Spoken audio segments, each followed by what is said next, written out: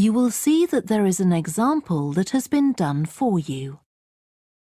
On this occasion only, the conversation relating to this will be played first.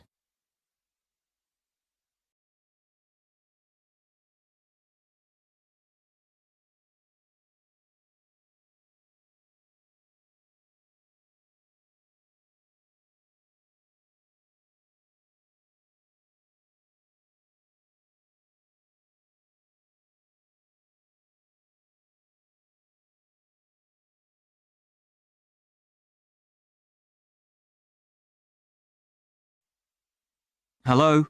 Oh, hello. I wanted to inquire about hiring a room in the village hall for the evening of September the 1st. Let me just see. Yes, we have both rooms available that evening. There's our main hall, that's got seating for 200 people, or there's the Charlton room. The main hall seats 200, so 200 has been written in the space. Now we shall begin.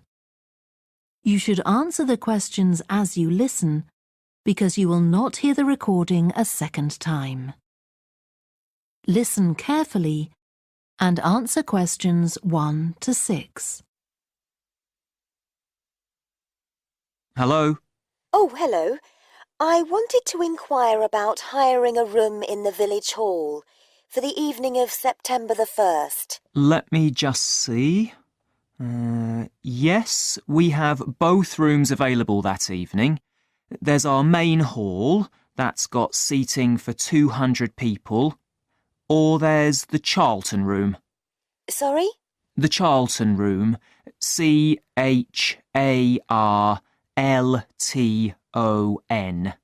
That's got seating for up to 100. Well, we're organising a dinner to raise money for a charity, and we're hoping for at least 150 people. So, I think we'll go for the main hall. How much would that cost? Let's see. You wanted it for the evening of September the 1st? Yes, that's a Saturday. So from 6 p.m. to midnight, that'd be £115. That's the weekend price. It's £75 on weekdays. That's all right. And I have to tell you, there's also a deposit of £250, which is returnable, of course, as long as there's no damage. But we do insist that this is paid in cash. We don't take cards for that. You can pay the actual rent of the room however you like, though. Cash, credit card, cheque. Oh, well, I suppose that's okay. So, does the charge include use of tables and chairs and so on? Oh, yes. And what about parking? Yeah, that's all included. The only thing that isn't included is, you said you were organising a dinner? Yeah. Well, you'll have to pay extra for the kitchen if you want to use that. It's £25. It's got very good facilities, good quality cookers and fridges and so on. OK. Well, I suppose that's all right. We can cover the cost in our entry charges. Right, so I'll make a note of that. Now, there are just one or two things you need to think about before the event. For example, you'll have to see about getting a licence if you're planning to have any music during the meal. Oh, really? It's quite straightforward. I'll give you the details later on. And about a week or 10 days before your event, you'll need to contact the caretaker, that's Mr. Evans, to make the arrangements for entry. He'll sort that out with you.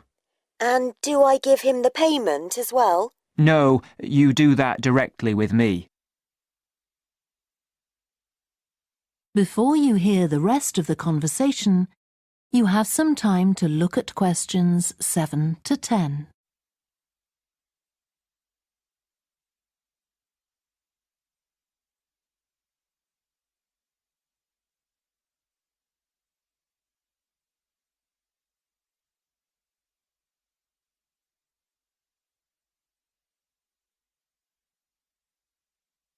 Now listen and answer questions 7 to 10. Right. Now, is there anything I need to know about what happens during the event? Well, as you'll be aware, of course, the building is no smoking throughout. Of course. Now, are you having a band? Yes. Well, they'll have a lot of equipment, so rather than using the front door, they should park their van round the back and use the stage door there. You can open that from inside, but don't forget to lock it at the end. OK. And talking of bands, I'm sure I don't need to tell you this, but you must make sure that no one fiddles about with the black box by the fire door. That's a system that cuts in when the volume reaches a certain level. It's a legal requirement. Sure. Anyway, we want people to be able to talk to one another, so we don't want anything too loud. Oh, that reminds me. We'll be having speeches. Are there any microphones available? Yep, just let the caretaker know. He'll get those for you. Right, now, when the event is over, we do ask that the premises are left in good condition. So there's a locked cupboard, and you'll be informed of the code you need to open that. It's got all the cleaning equipment, brushes and detergent and so on. Right. So what do we need to do after everyone's gone? Sweep the floors, I suppose? Well, actually, they have to be washed, not just swept. Then you'll be provided with black plastic bags, so all the rubbish must be collected up and left outside the door. Of course. We'll make sure everything's left tidy. Oh, and I forgot to ask. I presume we can have decorations in the room? Yes, but you must take them down afterwards. Sure. And the chairs and tables should be stacked up neatly at the back of the room. I'll make sure I've got a few people to help me. That is the end of section 1. You now have half a minute to check your answers.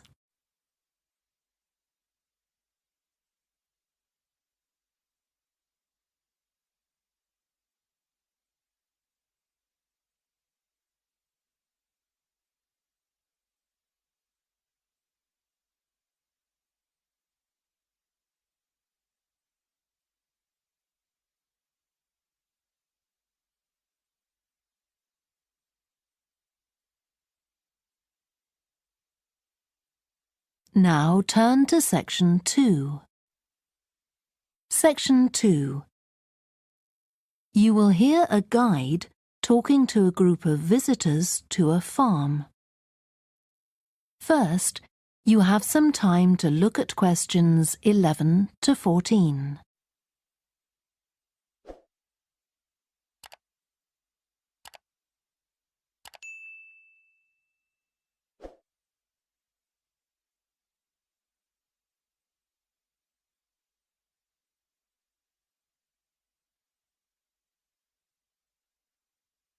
Listen carefully and answer questions 11 to 14. Welcome to the Fiddy Working Heritage Farm. This open-air museum gives you the experience of agriculture and rural life in the English countryside at the end of the 19th century. So you'll see a typical farm of that period, and like me, all the staff are dressed in clothes of that time. I must give you some advice and safety tips before we go any further. As it's a working farm, please don't frighten or injure the animals. We have a lot here, and many of them are breeds that are now quite rare. And do stay at a safe distance from the tools. Some of them have sharp points, which can be pretty dangerous, so please don't touch them. We don't want any accidents, do we? The ground is very uneven, and you might slip if you're wearing sandals, so I'm glad to see you're all wearing shoes. We always advise people to do that. Now, children of all ages are very welcome here, and usually even very young children love the ducks and lambs, so do bring them along next time you come. I don't think any of you have brought dogs with you, but in case you have, I'm afraid they'll have to stay in the car park unless they're guide dogs. I'm sure you'll understand that they could cause a lot of problems on a farm. Before you hear the rest of the talk, you have some time to look at questions 15 to 20.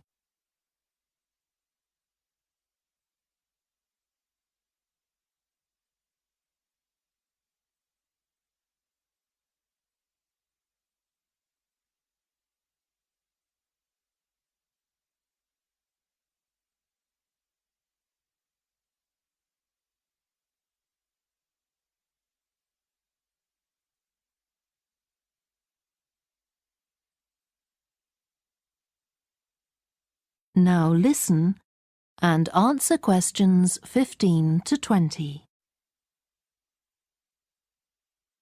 Now let me give you some idea of the layout of the farm.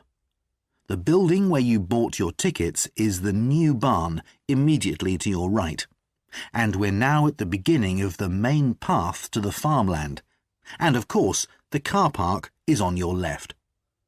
The scarecrow you can see in the car park in the corner beside the main path is a traditional figure for keeping the birds away from crops. But our scarecrow is a permanent sculpture. It's taller than a human being, so you can see it from quite a distance. If you look ahead of you, you'll see a maze. It's opposite the new barn, beside the side path that branches off to the right, just over there. The maze is made out of hedges which are too tall for young children to see over them, but it's quite small, so you can't get lost in it. Now, can you see the bridge crossing the fish pool further up the main path? If you want to go to the cafe, go towards the bridge and turn right just before it. Walk along the side path and the cafe's on the first bend you come to. The building was originally the schoolhouse, and it's well over 100 years old. As you may know, we run skills workshops here, where you can learn traditional crafts like woodwork and basket making. You can see examples of the work and talk to someone about the courses in the Black Barn. If you take the side path to the right, here, just by the new barn, you'll come to the Black Barn, just where the path first bends. Now, I mustn't forget to tell you about picnicking, as I can see some of you have brought your lunch with you. You can picnic in the field, though do clear up behind you, of course. Or if you'd prefer a covered picnic area, there's one near the farmyard, just after you cross the bridge. There's a covered picnic spot on the right. And the last thing to mention is Fiddy House itself. From here you can cross the bridge, then walk along the footpath through the field to the left of the farmyard. That goes to the house, and it'll give you a lovely view of it. It's certainly worth a few photographs, but as it's a private home, I'm afraid you can't go inside. Right, well, if you're all ready, we'll set off on our tour of the farm. That is the end of section 2. You now have half a minute to check your answers.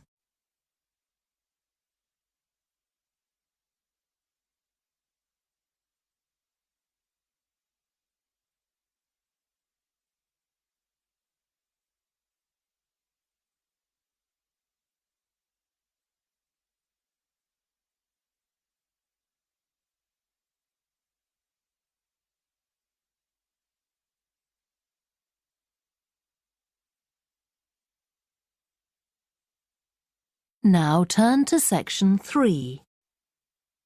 Section 3.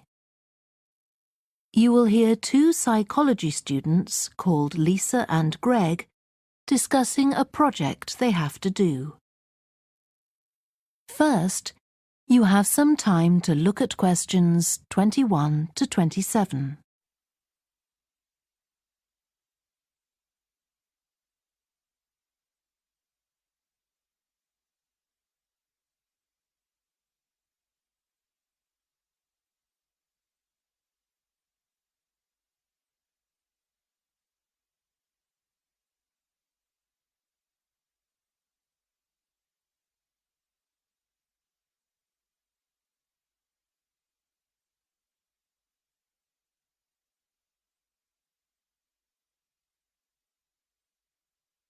Now listen carefully and answer questions 21 to 27. OK, Greg. So I finally managed to read the article you mentioned, the one about the study on gender in physics. About the study of college students done by Akira Miyake and his team. Yeah, I was interested that the researchers were actually a mix of psychologists and physicists. That's an unusual combination. Yeah, I got a little confused at first about which students the study was based on. They weren't actually majoring in physics, they were majoring in what's known as the STEM disciplines. That's science, technology, engineering and math. Yes, but they were all doing physics courses as part of their studies. That's correct. So, as I understood it, Miyake and co. started from the fact that women are underrepresented in introductory physics courses at college, and also that, on average, the women who do enrol on these courses perform more poorly than the men. No one really knows why this is the case. Yeah, but what the researchers wanted to find out was basically what they could do about the relatively low level of the women's results. But in order to find a solution, they needed to find out more about the nature of the problem. Right. Now, let's see if I can remember. It was that in the physics class, the female students thought the male students all assumed that women weren't any good at physics. Was that it? And they thought that the men expected them to get poor results in their tests. That's what the women thought, and that made them nervous, so they did get poor results. But actually, they were wrong. No one was making any assumptions about the female students at all. Anyway, what Miyake's team did was quite simple, getting the students to do some writing before they went into the physics class. What did they call it? Values affirmation. They had to write an essay focusing on things that were significant to them, not particularly to do with the subject they were studying, but more general things like music or people who mattered to them. Right. So the idea of doing the writing is that this gets the students thinking in a positive way. And putting these thoughts into words can relax them and help them overcome the psychological factors that lead to poor performance. Yeah. But what the researchers in the study hadn't expected was that this one activity raised the women's physics grades from the C to the B range. A huge change. Pity it wasn't to an A, but still. No, but it does suggest that the women were seriously underperforming beforehand in comparison with the men. Yes. Mind you, Miyake's article left out a lot of details, like did the students do the writing just once or several times? And had they been told why they were doing the writing? That might have affected the results. You mean if they know the researchers thought it might help them to improve, then they just try to fulfill that expectation? Exactly. Before you hear the rest of the discussion, you have some time to look at questions 28 to 30.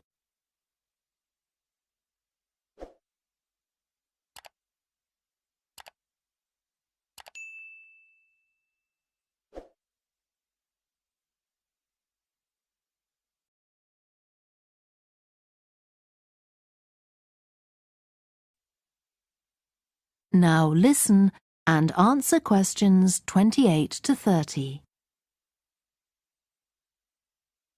So anyway, I thought for our project we could do a similar study, but investigate whether it really was the writing activity that had that result.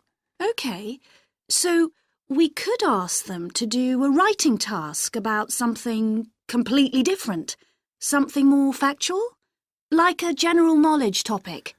Maybe. Or we could have half the students doing a writing task and half doing something else, like an oral task. Or even half do the same writing task as in the original research and half do a factual writing task. Then we'd see if it really is the topic that made the difference or something else. That's it. Good. So, at our meeting with the supervisor on Monday, we can tell him we've decided on our project. We should have our aims ready by then. I suppose we need to read the original study. The article's just a summary. And there was another article I read by Smolinski. It was about her research on how women and men perform in mixed teams in class, compared with single-sex teams and on their own. Let me guess. The women were better at teamwork. That's what I expected. But actually, the men and the women got the same results, whether they were working in teams or on their own. But I guess it's not that relevant to us. What worries me, anyway, is how we're going to get everything done in the time. We'll be okay now we know what we're doing. Though I'm not clear how we assess whether the students in our experiment actually make any progress or not. No, we may need some advice on that. The main thing's to make sure we have the right size sample, not too big or too small. That shouldn't be difficult. Right, what do we need to do next? We could have a look at the timetable for the science classes. Or perhaps we should just make an appointment to see one of the science professors. That'd be better. Great. And we could even get to observe one of the classes. What for? Well, OK, maybe let's just go with your idea. Right, well, I think that's everything for now. That is the end of section 3. You now have half a minute to check your answers.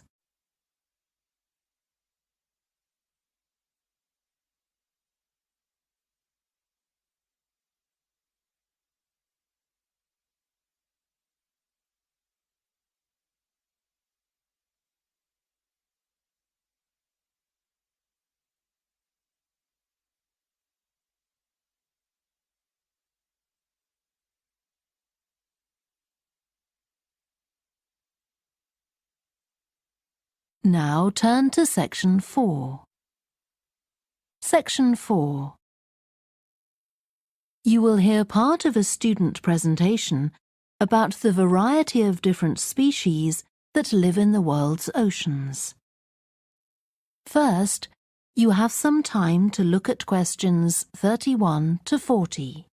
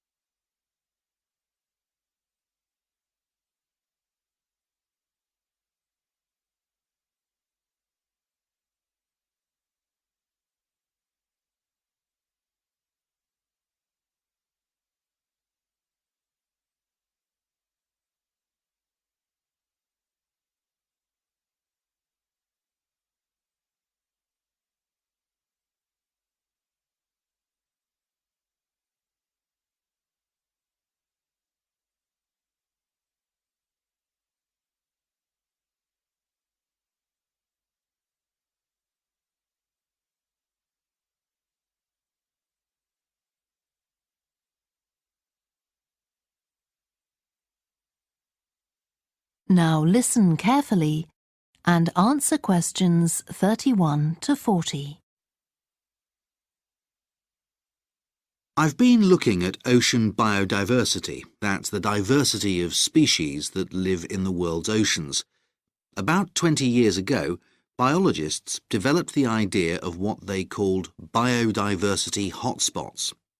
These are the areas which have the greatest mixture of species. So, one example is Madagascar. These hotspots are significant because they allow us to locate key areas for focusing efforts at conservation. Biologists can identify hotspots on land fairly easily, but until recently, very little was known about species distribution and diversity in the oceans, and no one even knew if hotspots existed there. Then a Canadian biologist called Boris Worm did some research in 2005 on data on ocean species that he got from the fishing industry. Worm located 5 hotspots for large ocean predators, like sharks, and looked at what they had in common. The main thing he'd expected to find was that they had very high concentrations of food, but to his surprise, that was only true for 4 of the hotspots. The remaining hotspot was quite badly off in that regard. But what he did find was that in all cases, the water at the surface of the ocean had relatively high temperatures, even when it was cool at greater depths. So this seemed to be a factor in supporting a diverse range of these large predators. However, this wasn't enough on its own, because he also found that the water needed to have enough oxygen in it. So these 2 factors seemed necessary to support the high metabolic rate of these large fish. A couple of years later, in 2007, a researcher called Lisa Balance, who was working in California, also started looking for ocean hotspots, but not for fish. What she was interested in was marine mammals, things like seals. And she found 3 places in the oceans which were hotspots, and what these had in common was that these hotspots were all located at boundaries between ocean currents. And this seems to be the sort of place that has lots of the plankton that some of these species feed on. So now people who want to protect the species that are endangered need to get as much information as possible. For example, there's an international project called the Census of Marine Life. They've been surveying oceans all over the world, including the Arctic. One thing they found there, which stunned other researchers, was that there were large numbers of species which live below the ice, sometimes under a layer up to 20 meters thick. Some of these species had never been seen before. They've even found species of octopus living in these conditions. And other scientists working on the same project but researching very different habitats on the ocean floor have found large numbers of species congregating around volcanoes, attracted to them by the warmth and nutrients there.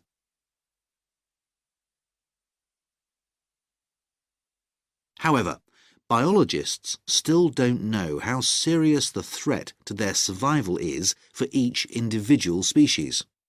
So a body called the Global Marine Species Assessment is now creating a list of endangered species on land, so they consider things like the size of the population, how many members of one species there are in a particular place, and then they look at their distribution in geographical terms, although this is quite difficult when you're looking at fish because they're so mobile. And then thirdly, they calculate the rate at which the decline of the species is happening. So far, only 1,500 species have been assessed, but they want to increase this figure to 20,000. For each one they assess, they use the data they collect on that species to produce a map showing its distribution. Ultimately, they will be able to use these to figure out not only where most species are located, but also where they are most threatened. So, finally, what can be done to retain the diversity of species in the world's oceans? Firstly, we need to set up more reserves in our oceans, places where marine species are protected. We have some, but not enough. In addition, to preserve species such as leatherback turtles, which live out in the high seas but have their nesting sites on the American coast, we need to create corridors for migration, so they can get from one area to another safely. As well as this, action needs to be taken to lower the levels of fishing quotas to prevent overfishing of endangered species. And finally, there's the problem of bycatch. This refers to the catching of unwanted fish by fishing boats. They're returned to the sea, but they're often dead or dying. If these commercial fishing boats used equipment which was more selective so that only the fish wanted for consumption were caught, this problem could be overcome. OK, so does anyone have any questions about... That is the end of section 4. You now have half a minute to check your answers.